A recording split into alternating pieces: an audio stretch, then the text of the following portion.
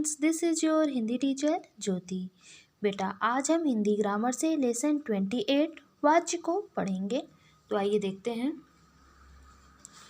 वाच्य को इंग्लिश में क्या कहते हैं? वॉइस। अब देखिए बेटा, चित्र यहाँ पे बने हुए हैं। चित्र के माध्यम से हम वाच्य को जानेंगे। अध्यापिका, बच्चों इस चित्र में साहिल क्या कर रहा है? रिद्धि, राशि और रोहन ने इस प्रश्न के निम्नलिखित उत्तर दिए। रिद्धि साहिल पुस्तक पढ़ता है। राशि साहिल से पुस्तक पढ़ी जा रही है। रोहन साहिल पढ़ता है। बच्चों, ऊपर एक ही बात कही गई है पर वाक्यों की बनावट में अंतर है। मतलब तीनों ने बात को अलग अलग अपने अपने तरीके से कहा है।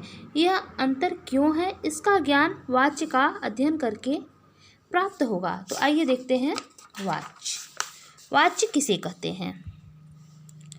क्रिया के जिस रूप से यह ज्ञात हो कि वाक्य में क्रिया के व्यापार का मुख्य विषय कर्ता है, कर्म है या भाव है, उसे वाच्य कहते हैं। ऊपर दिए गए उदाहरणों तथा परिभाषाओं के आधार पर स्पष्ट हो गया है कि वाच्य के निम्नलिखित 3 रूप होते हैं। कौन कौन से होते हैं? कर्तृवाच्य, कर्मवाच्य, भाववाच्य। वाच्य के कितने रूप हैं? 3। ठीक है बेटा। अब हम पढ़ेंगे कर्तृवाच्य। जिन वाक्यों में कर्ता प्रधान होता है वे कर्तृवाच्य होते हैं। इन वाक्यों में क्रिया का सीधा संबंध कर्ता के साथ होता है।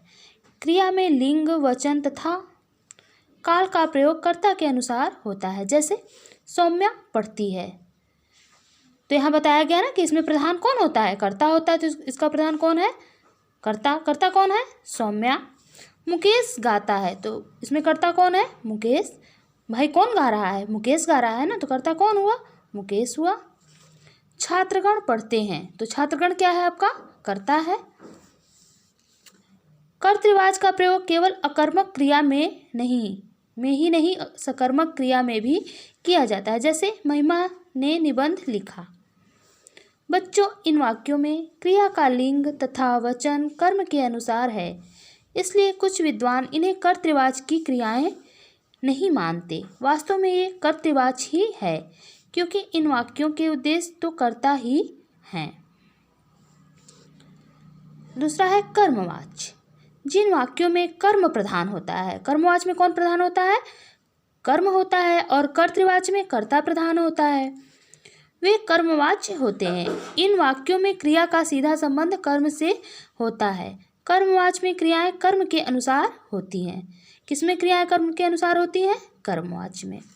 नानी के द्वारा कहानी सुनाई जाती है। रानी से पढ़ा नहीं जाता। गरिमा द्वारा दूध पिया जाता है। सुनील द्वारा पुस्तक पढ़ी जाती है। कर्मवाच्य में केवल सकर्मक क्रियाओं का ही प्रयोग किया जाता है।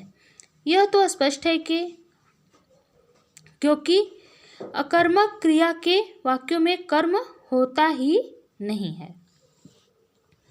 तीसरा क्या है? भाववाच्य। जिन वाक्यों में कर्ता तथा कर्म दोनों ही प्रमुख नहीं होते परंतु भाव प्रधान होता है, वे भाववाच्य कहलाते हैं। इन वाक्यों में क्रिया में वचन तथा काल का प्रयोग भाव के अनुसार होता है। जैसे छात्रों से पढ़ा जाता है, लड़कियों के द्वारा तैयार हुआ जाता है, चलो खेला जाए, आज मिलकर पढ़ा जाए। भाववाच्य में क्रिया का प्रयोग साधारणतया असमर्थता अथवा व्यवस्था प्रकट करने के लिए किया जाता है। भाववाच्य में कर्म नहीं होता, मुख्य क्रिया अकर्मक होती है। जैसे है यहाँ पे दिया छात्रों से पढ़ा जाता है, तो यहाँ पे हो जाएगा छात्रों से पढ़ा नहीं जाता जब इसका भाववाच्य बनेगा तो।